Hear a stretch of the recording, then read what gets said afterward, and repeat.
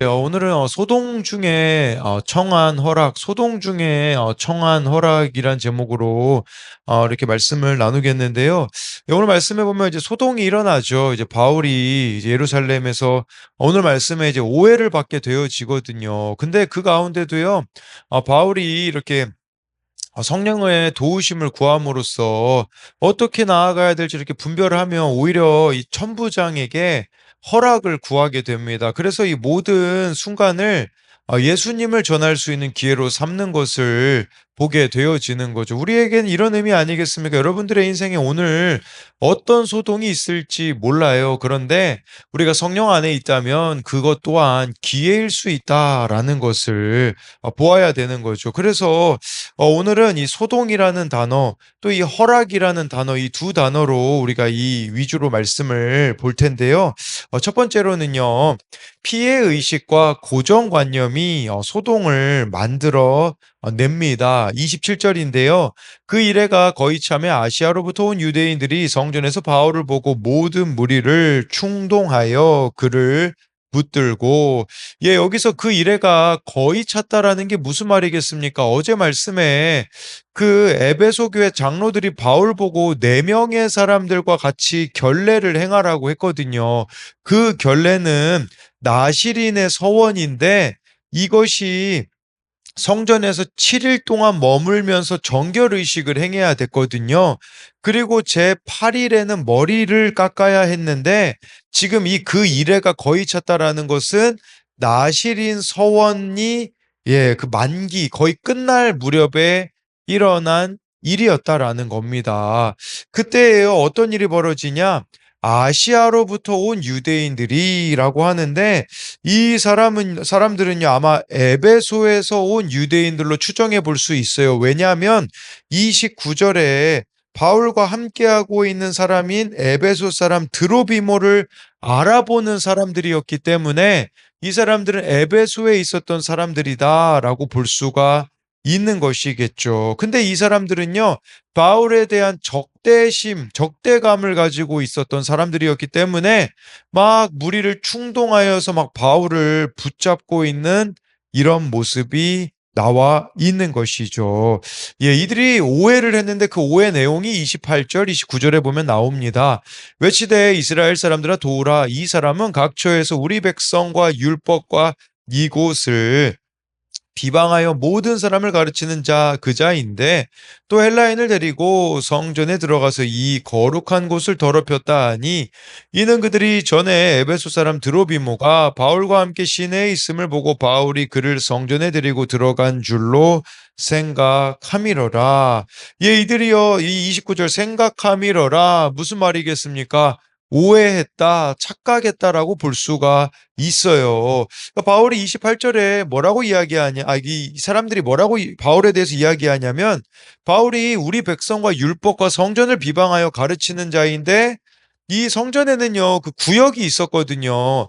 이방인들은 이방인의 뜰까지만 들어갈 수 있었어요. 근데 그곳을 넘어서 이 헬라인을, 이방인을 성전 안으로 데리고 들어갔다라는 모함을 하고 있는 것이죠. 착각을 했던 거예요. 왜냐하면 29절에 나와 있잖아요. 바울이 지금 예루살렘에 함께하는 사람들이 있었는데 에베소 사람 드로비모가 있었다고 합니다. 이 사람은 이방인이었거든요. 근데 유대인들이 예루살렘 시내에서 이 드로비모랑 함께한 것을 봤거든요. 근데 그 모습을 기억하고서는 바울이 지금 성전에 들어와 있으니까 그 드로비모도 같이 데리고 온 줄로 착각하였다라는 것을 보여주고 있어요. 그래서 막 가짜 뉴스를 퍼뜨리는 것이라고 볼 수가 있는 거죠. 그때 이제 30절에 어떤 일이 벌어집니까? 온 성이 소동하여 백성이 달려와 모여 바울을 잡아 성전 밖으로 끌고 나가니 문들이 곧 닫히더라. 온 성이 소동하여 이제 막 달려와서 모였다고 하십니다. 이 달려와라는 단어는요. 많은 사람이 하나가 되어 돌진해 오는 것이죠. 왜 이런 행동들을 지금 예루살렘에 있는 유대인들이 했을까요? 피해의식에 사로잡혀 있어서 이런 행동을 하는 겁니다. 여러분, 우리가 생각해 봐야 되는 게 있어요. 유대인들은요, 왜 이방인들이 구원받는 게 그렇게 싫을까요? 피해 의식 때문에 그렇습니다. 이전에 여러분 이 유대인들이요.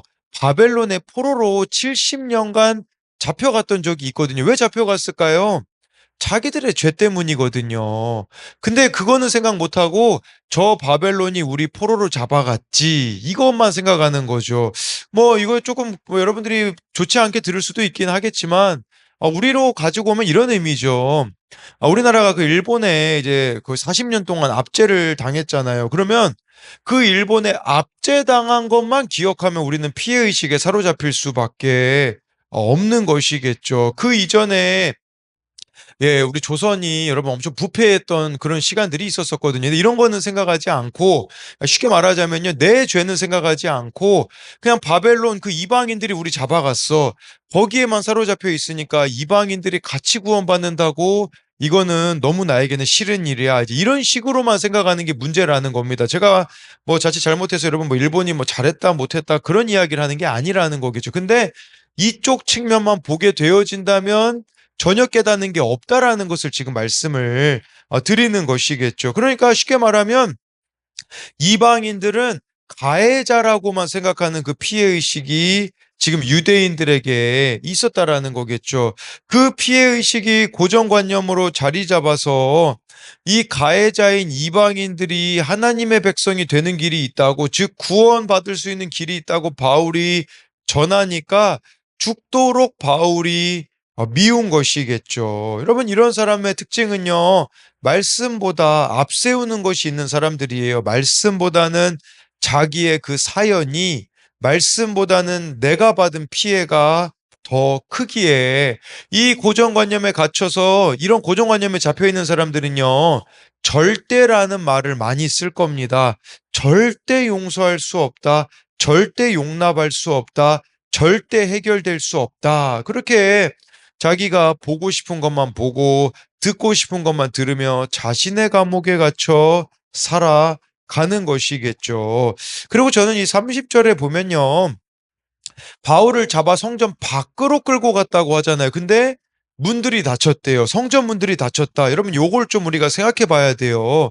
성전의 기능은 사람을 살리는 데 있거든요. 근데 바울이 끌려나간과 동시에 그 성전을 관리하는 레위인들이 성전 문들을 닫아 버렸다라는 거죠. 이것이 의미하는 것은 한 사람의 생명보다 성전 건물을 유지하는 게 더 중요했다라는 뜻입니다. 여러분 이것은요 의미를 좀 확장해 보자면 지금 우리나라에도 얼마나 많은 교회들이 있습니까? 그런데 한 사람의 생명보다 이 건물을 유지하는 게 더 중요하다라는 식으로 생각하는 거죠. 다음 세대가 지금 한국 교회에 없어요, 대부분. 없다라는 말도 맞지만 어찌 보면 문을 닫아버린 것일 수도 있어요. 왜 그럴까요?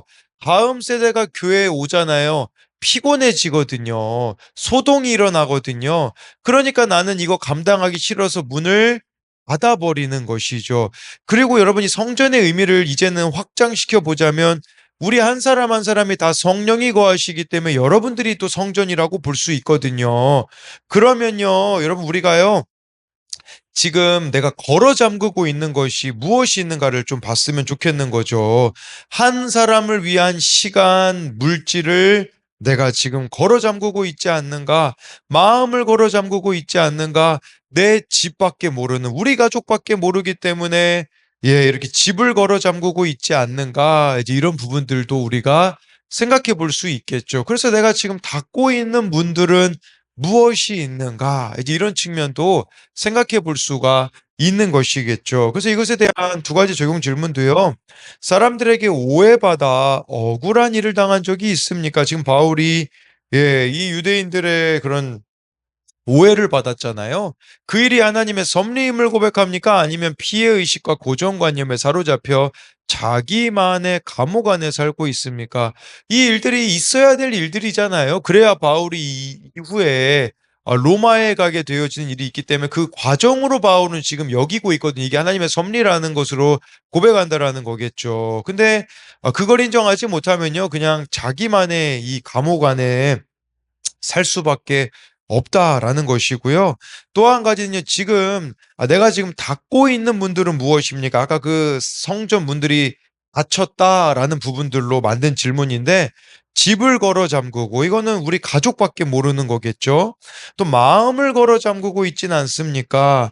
그러니까 우리가 한 사람을 구원으로 인도하려면 마음을 자꾸 열어야 되는데 근데 그 사람이 나를 힘들게 하니까 그냥 계속해서 네, 이렇게 마음을 걸어 잠그고 있지 않는가 보자라는 것이겠죠. 두 번째로는 그 허락에 대한 부분인데요.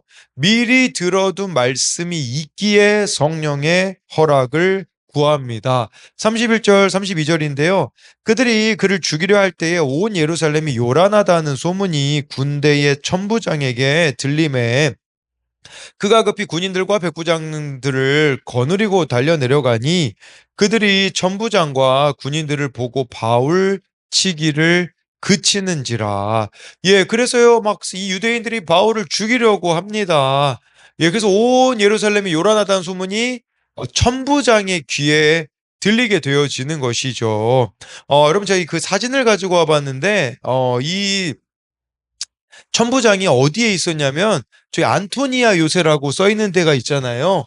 예, 저 안토니아 요새가 이 예루살렘 성전 바로 옆에 있었어요. 여기는 로마 그 수비대들이 여기 머무르고 있었거든요. 왜냐면 유대인들의 막 그 절기에 막 소동이 일어났을 때 그런 것들을 이제 제재할 만한 것들이 필요했기 때문에 로마 군은 저 안토니아 요새가 약 25m 정도 높이가 높아가지고요. 성전을 관찰할 수 있었다고 하더라고요. 그러니까 막 이렇게 소동이 일어난 것을 보고서는 이제 천부장이 이제 출동하게 되는 거죠. 그게 33절, 34절에 보면 나오는데 이에 천부장이 가까이 가서 바울을 잡아 두 쇠사슬로 결박하라 명하고 그가 누구이며 그가 무슨 일을 하였느냐 물으니 무리 가운데서 어떤 이는 이런 말로 어떤 이는 저런 말로 소리치거늘 천부장이 소동으로 말미암아 진상을 알 수 없어 그를 영내로 데려가라 명하니라. 천부장이요 바울을 잡아 두 쇠사슬로 결박하라고 했거든요.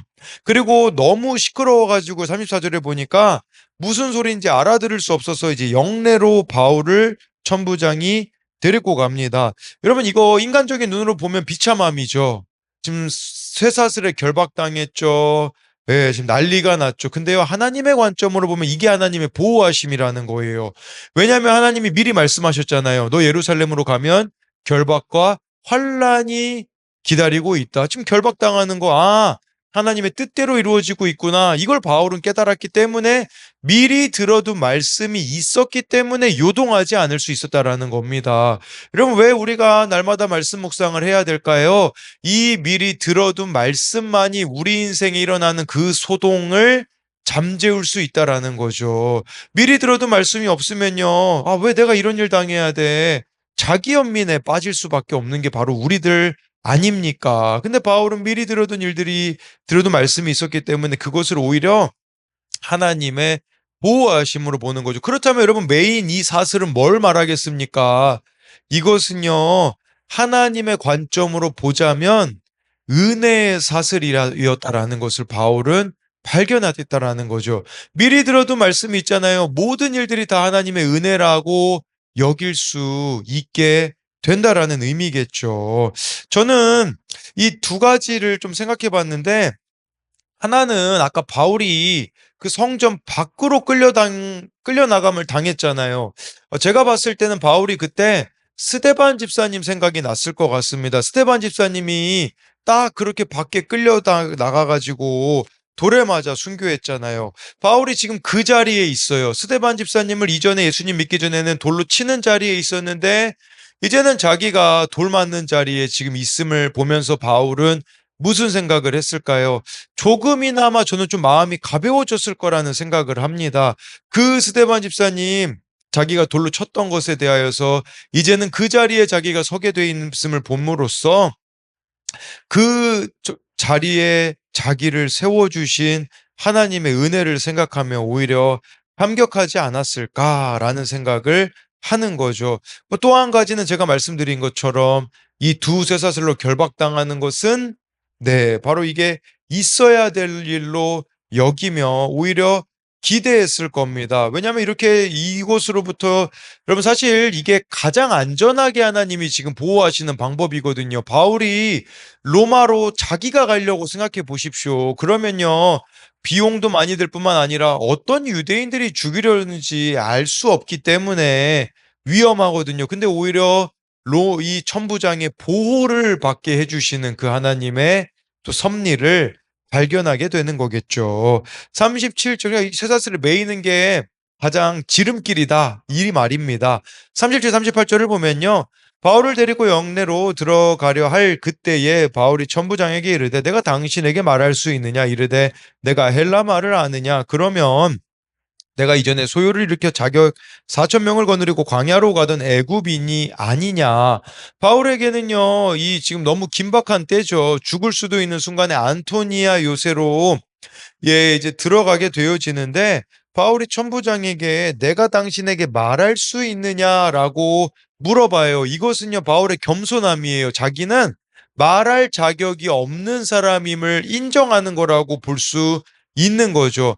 그럼 바울은요, 입을 다물어야 될 때, 열어야 될 때를 분별하고 있습니다. 성난 유대인들이 막 핍박할 때 죽이려고 할 땐 바울이 어떻게 했습니까? 입을 다물었습니다. 그때는 바울이 말하면 안 되죠. 더 사람들을 이렇게 막 흥분시키는 거잖아요. 근데 지금 이 상황에서는요. 바울이 말을 해도 되냐고. 왜냐하면 복음을 전해야 되거든요.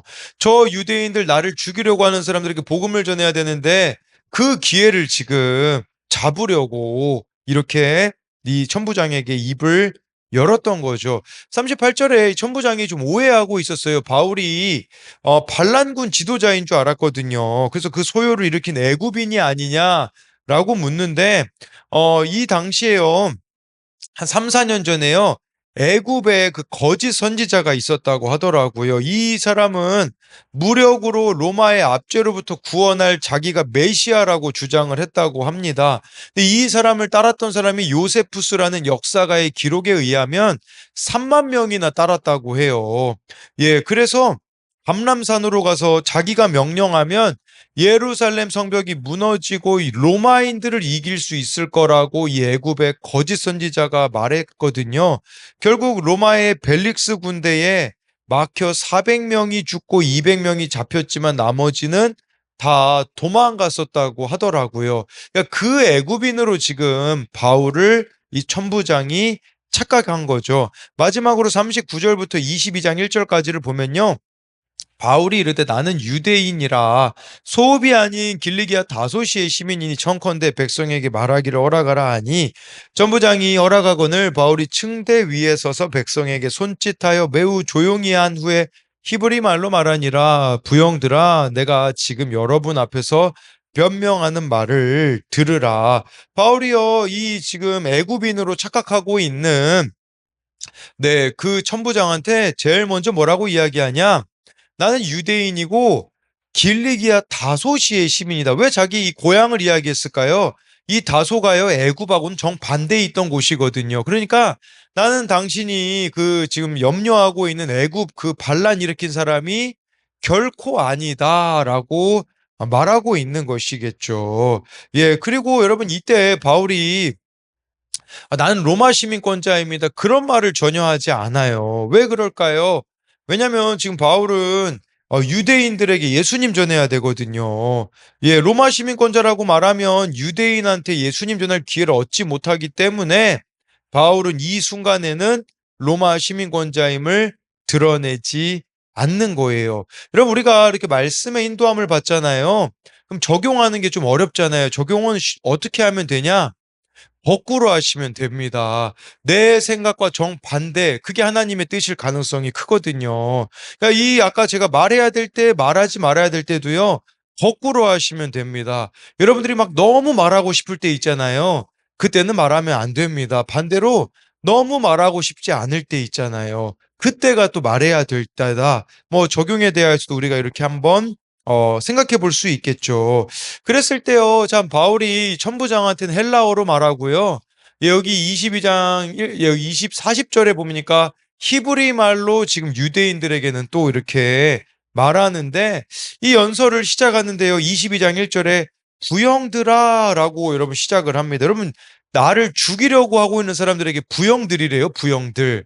부형들이라는 말은요. 사람들, 형제들, 그리고 아버지들이여 라고 말하는 거예요. 아버지들이여 라는 것은요, 부모를 뜻하는 거고요.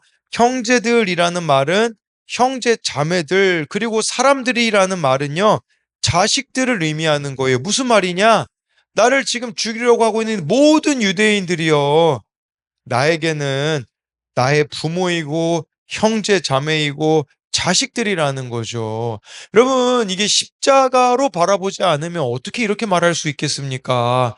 나를 죽이려는 사람을 오히려 부형들이라고 말하는 이 바울의 모습을 보면, 바로 이것이 주님의 관점으로 보지 않으면 우리도 다른 사람을 이렇게 바라볼 수가 없겠죠.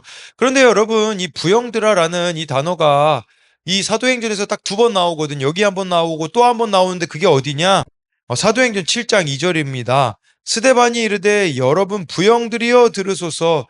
우리 조상 아브라함이 하란에 있기 전 메소포타미아에 있을 때에 영광의 하나님이 그에게 보여. 여러분 스데반 집사님도 설교할 때요 부형들로 시작했습니다. 지금 그 스데반 집사님을 따라가고 있는 이 사도 바울의 모습을 보게 되어지는 것이죠. 여러분 스데반 집사님이 죽을 때 개죽음 아니었습니까? 인간적인 눈으로 보자면 아니었다라는 거죠. 그 스데반 집사님의 죽음을 통해 사도 바울이 열매 맺어서 똑같이 그 스데반 집사님처럼 부형들로 설교하고 있는 바울의 모습을 보십시오. 여러분들이 하나님 말씀에 순종하여 나아갔을 때 어떤 변화도 없어 보이는 순간들이 있을 수 있어요. 그런데 그렇게 내가 믿음으로 나아가는 것은요, 반드시 열매 맺게 되어질 날이 올 거라는 거. 그 스데반 집사님의 죽음이 바울에게 열매 맺게 되어진 것을 이것을 통해 확인할 수 있습니다. 그래서 이것에 대한 두 가지 적용 질문은요. 미리 들어둔 말씀으로 내가 당하는 결박과 환란을 해석한 경험이 있습니까? 이것은 그 33절에 두세 사슬로 결박당하는 것은요. 비참한 게 아니라 은혜의 사슬이었다라는 거. 왜냐하면 미리 바울은 성령을 통하여서 그것에 대해 들어둔 것이 있었기 때문이라는 거죠. 우리도 미리 들어둔 말씀이 있다면 오늘 여러분들이 당하는 결박과 환란은 비참함이 아니라 하나님의 섭리 가운데 있음을 발견하게 된다라는 것이고요. 또 한 가지는요. 내가 처한 억울한 상황은 무엇입니까? 지금 바울이 막 유대인들이 죽이려고 하는 건 억울한 상황이겠죠.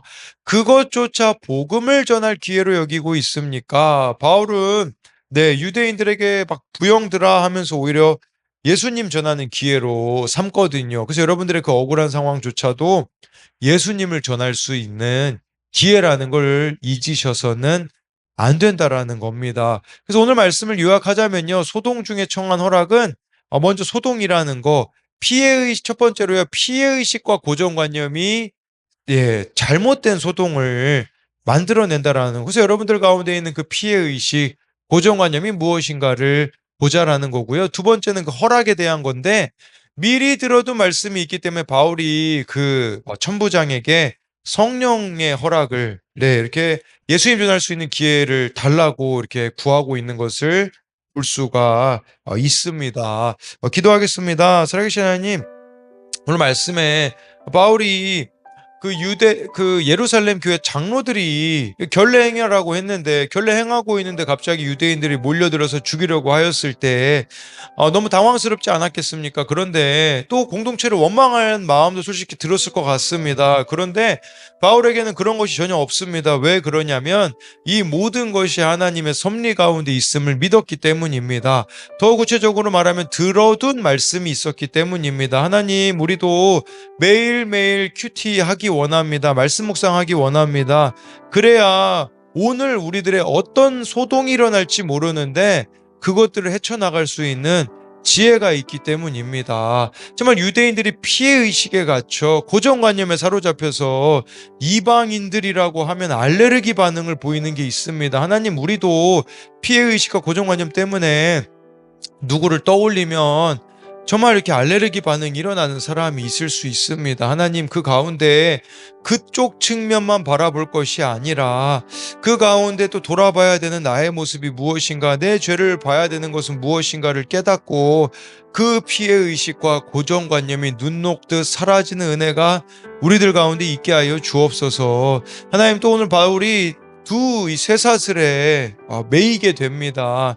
이것은 인간적인 관점으로 보면 비참함이겠지만 바울에게는 은혜의 사슬이었음을 보게 됩니다.